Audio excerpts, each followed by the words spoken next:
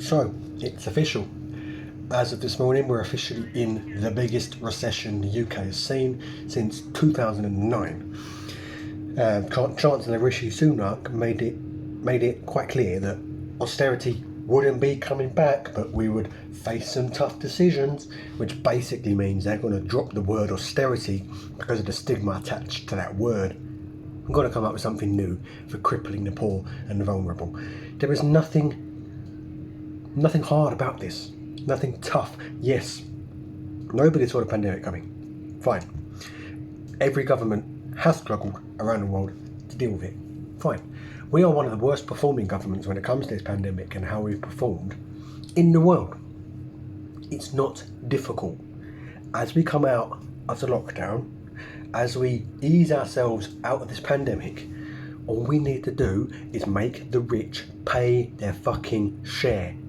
Say to Jeff Bezos, you're paying your corporation tax this year for Amazon. Say to people like Simon Cowell and Richard Branson and Mike Ashley, pay a bit more. Pay your share, pay your way, pay your employees properly. Give the employees better working rights. Give the employees a living wage. This isn't difficult. The amount of money that is shuffled offshore each year by billionaires is staggering.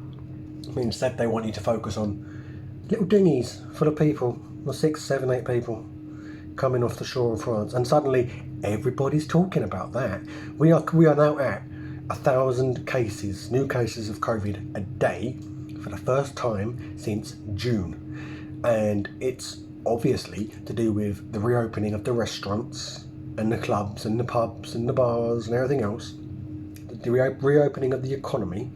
But the government doesn't want you to think that that's going badly, that's a bad idea, and that we should start looking back down again, because if we look back down again, people don't go to work. For Mike Ashley, for Richard Branson, for Jeff Bezos, and they lose money. Their businesses can't operate. They will lose money. Their rich friends lose money. This is what it's all about. They want their rich friends to continue to make money, so they don't want the economy to lock down again. Well, I'm sorry, but we've seen for the last 4 months what happens when Richard Branson don't work, or Mike Ashley don't work, or someone like that, Simon Cowell doesn't go to work. We've seen what happens when they sit in their homes and do nothing. What happens? Nothing. We all still survive, we still find a way, because the people that hold society up still go to work. The police officers, the paramedics, the NHS staff, the nurses, the doctors, the shelf stackers, the road sweepers, they all still go to work, and society still maintains itself. Jeff Bezos sits on his diamond yacht, which is worth $300 million or whatever it is, doesn't do anything with his company, and nothing happens. So it's high time we said to these people, you're sitting on your asses, you're not contributing anything of worth to society. Either you start doing something that is helping society to maintain itself, or you give us more of our money that you're holding away, squirreling away like some sort of rodent. You give it back to society, and people are actually able to make use of it. The trickle-down theory of economics has been thoroughly debunked by this pandemic, but the Tory government don't want you to see that. They want you to continue thinking that all well and rosy and that everything's all right. They don't want you to know that 1,000 cases a day for the first time since June. So what they'll do is they'll make you look at migrants. So when everything goes wrong, you will blame migrants. When the economy collapses, you will blame the migrants. When COVID cases shoot up and it becomes crystal clear what's happening, you will blame the migrants. It's just, they will say they're bringing it in.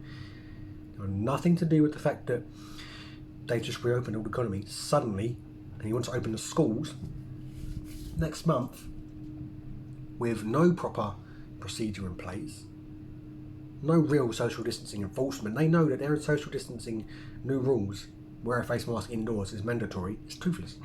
No, I work in a supermarket. Nobody does it. No, 75% of my customers do not wear a face mask. That's what it's all about. They'll point at the little migrants coming in off the shore of France. Oh, look at them, look at them. It's all their fault, because they're trying to divide and conquer the poor people.